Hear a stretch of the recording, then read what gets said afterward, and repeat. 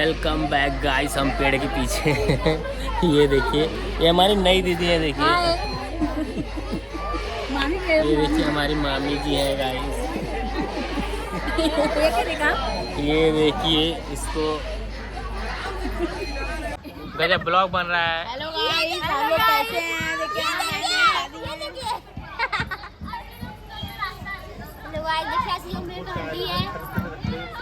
देखिए देखिए सब लोग इंतजार कर रहा है झूले का। देखिए वो ढोलक बजा रहे हैं, वो उन लोग को देखिए नींद आ रही है। देख लीजिए गाइस।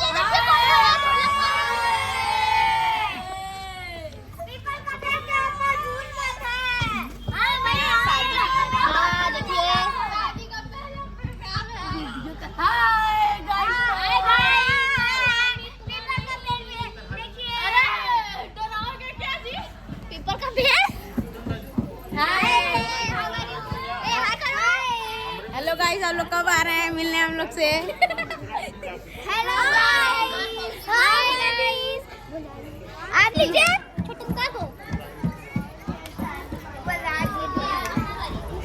हाय।